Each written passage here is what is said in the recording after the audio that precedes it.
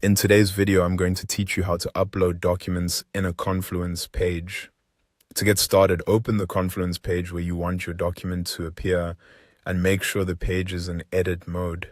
This is important because you won't be able to insert files unless you're actively editing the page.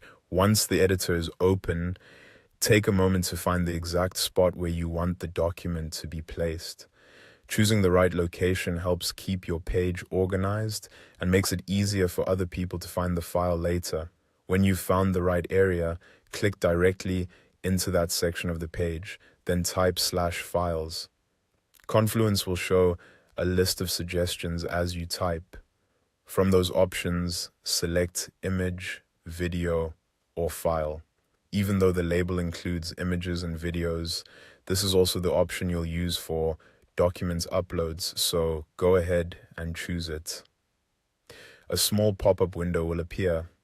In that window, make sure you're on the File tab.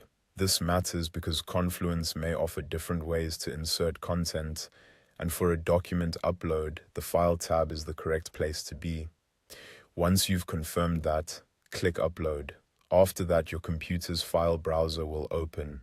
This is where you'll navigate to the document you want to add to the page.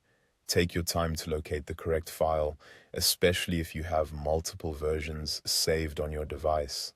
Once you've selected the document, press Enter on your keyboard to confirm your choice. Now all you need to do is wait for the upload to finish. The time this takes can depend on the size of the file and your internet connection, so give it a moment if it doesn't appear instantly. When the upload is complete, you'll see the document placed directly on your Confluence page in the area you selected earlier. At this point, your document has been successfully added. Before you move on, it's a good idea to quickly check that the file appears in the correct location and looks the way you expect within the page layout. That way you can make any adjustments while you're still in edit mode. And that's all there is to it. That's how to upload documents in a Confluence page.